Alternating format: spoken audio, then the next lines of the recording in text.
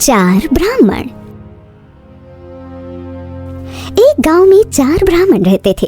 उनमें से 3 ब्राह्मणों ने अनोखी विद्याएं सीख रखी थी, जबकि एक को कुछ खास नहीं पता था। इसी वजह से बाकी तीनों उसे अज्ञानी और निरा मूर्ख समझते थे। एक बार 3 विद्वान ब्राह्मणों ने शहर जाकर कुछ धनोपार्जन करने का विचार बनाया। उन्हें जाता देखकर चौथा ब्राह्मण भी साथ जाने का आग्रह करने लगा। तुम हम विद्वानों के साथ जाकर क्या करोगे? तुम्हें तो कोई ऐसी विद्या भी नहीं आती जिससे तुम धनोपार्जन कर सको। जाओ, लौट जाओ। तीनों ने उसे लगभग डांटते हुए कहा, मैं तुम लोगों के काम कर दिया करूंगा, कृपया मुझे ले चलो। चौथा ब्राह्मण आग्रह करते हुए बोला। काम कराने की लालच में सभी उसकी बात मान गए और वो भी साथ साथ चल पड़ा। शहर जाते वक्त रास्ते में एक घना जंगल पड़ा। चलते चलते उन्हें एक जगह ढेर सारी हड्डियां बिखरी दिखाई पड़ती हैं। सभी वहीं रुक जाते हैं और इस बात को लेकर विवाद हो जाता है कि यह हड्डियां किस जानवर की हैं। तभी एक ब्राह्मण बोलता है, चलो बेकार की बहस बंद करो, मैं भी अपनी तंत्र विद्या से इन हड्डियों को जोड़ देता हूँ। और देखते देखते एक शेर का कंकाल तैयार हो जाता है। यह देख दूसरा ब्राह्मण अपनी विद्या का प्रदर्शन कर सबको प्रभावित करना चाहता है और उस कंकाल में मांस व चमड़ी लगा देता है। अब भला तीसरा ब्राह्मण कहाँ पीछे रहने वाला था। वह हंसते हुए बोला, तुम सब ये क्या बचकानी हरकतें कर रहे हो?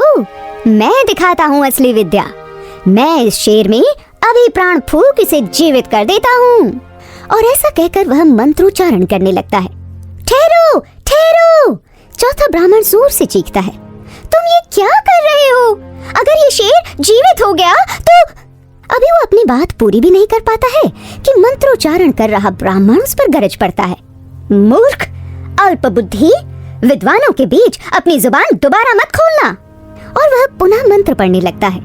चौथा ब्राह्मण समझ जाता है कि यहाँ कोई उसकी बात नहीं मानेगा और वह तेजी से भागकर एक पेड़ पर चढ़ जाता है। उधर मंत्र की शक्ति से शेर में प्राण आ जाते हैं। शेर तो शेर है, हिंसक, घातक, प्राणनाशक। वह क्या जाने उसे किसने बनाया, क्यों बनाया? वह तो बस मारना और खाना जानता है। देखते देखते शेर ने तीनों ब्राह्मणों को मार डाला और अपना पेट भर घने जंगलों में ओझल हो गया। चौथा ब्राह्मण सही समय देखकर गांव की तरफ वापस लौट गया। वह मन ही मन सोच रहा था, ऐसा ज्ञान किस काम का जो इंसान की सूझबूझ और समझदारी को क्षीण कर दे। दोस्तों, कभी भी अपनी पढ़ाई लिखाई का घमंड नहीं करना चाहिए और अपने आगे दूसरों को मूर्ख नहीं समझना चाहिए। शह और मात प्रस्तुत कहानी में एक सेठ एक बूढ़े व्यक्ति को बातों में लेकर उसकी गाड़ी और बैल हड़प लेता है, परंतु अंत में उसकी चाल उल्टी पड़ जाती है और वह गाड़ी और बैल लौटाने के साथ साथ जुर्माना भी देने को मजबूर हो जाता है। गांव का एक बूढ़ा चौधरी लकड़ियों से भरी गाड़ी लेकर करीब के नगर में बेचने के लिए आया। एक सेठ ने गाड़ी को नजर भरकर देखने के बाद गाड़ी का दाम पूछा। चौधरी ने कहा, एक ही दाम बता दूं, पूरे 5 रुपए लूंगा, कमी बेशी मत करना। सेठ ने कहा, हाँ, गाड़ी के पूरे 5 ही दूंगा, चल मेरी हवेली तक तो चल। ऐसा कहकर सेठ के साथ चौधरी उसकी हवेली गया।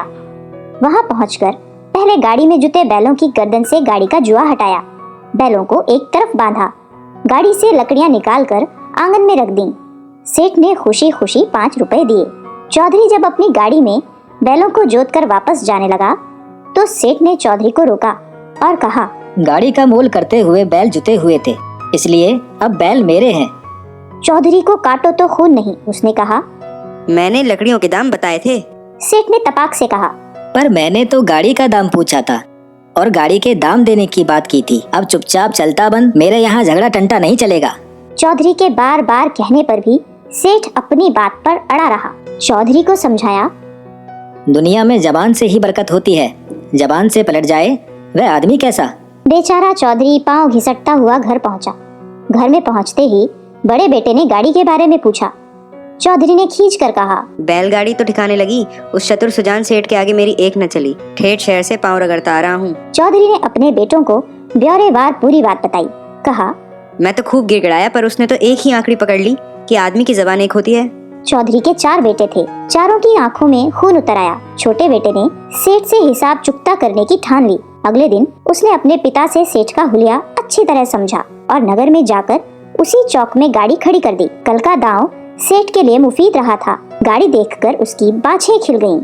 पास जाकर गाड़ी का मोल पूछा। गाड़ी वाले ने भी कहा, सेठ जी, फिजूल मोल भाव में क्या रखा है? इस गाड़ी के 2 मुट्ठी टके लूंगा। आपको जचता है तो बोलो। सेठ को लगा ये तो कल वाले बाबा से भी बोला है, मुट्ठी का क्या 1 टका बंद कर लें और 2 भी।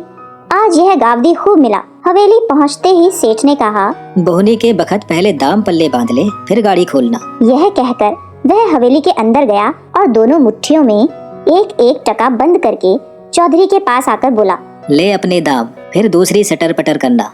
गाड़ी वाले ने झट उसका हाथ पकड़ लिया और अपनी कमर में खुसा पैना हंसिया निकाल कर बोला, सेठ जी, मुठियाँ खोलो मत, वह तो अब साथ ही जाएंगी। सेठ हैरान हो गया। चौधरी का लड़का बोला, सेठ जी, जो सौदा ठहरा है वही बता रहा हूँ। तुम्हारे शहर में जब लकड़ियों के साथ गाड़ी बैल बिकते हैं तो टकों के साथ मुठियाँ भी जाएंगी। सेठ जोर से चिल्लाया, छोड़ दे चौधरी, मुझ पर दया कर। तुझे गाड़ी के साथ दंड के 500 रुपये भी दूंगा। कल के गाड़ी बैल भी वापस ले जा। चौधरी बोला, मेरे पिता कल गिड़गिड़ाए, पाँव में पगड़ी रखी, पर तुम नहीं पसीजे। जबान से तो लाखों का लेन देन होता है। सेठ ही करतूत के लिए उसे उलाहना देते देते उसने हंसिए का एक रगड़ा और दिया। सेठ कांपते हुए बोला, मेरा हाथ छोड़ दे। उसे कांपते देख वह सेठ का उपहास करने लगा और सेठ को अपने पांव पर पगड़ी रखकर 7 बार नाक रगड़ने को बोला। सेठ ने ऐसा ही किया। चौधरी ने सेठ से 500 रुपए और गाड़ी बैल वापस मांगे और कहा, अगर इसमें चीचपड़ की तो हंसिए से आते निकाल दूंगा। सेठ तो फिर ऐसा मौन हुआ कि तुरंत 500 रुपए और उसके पिता से हथियाए गाड़ी बैल भी लौटा दिए। चौधरी का समझदार बेटा दोनों बैलगाड़ियों के साथ अपने गांव लौट आया।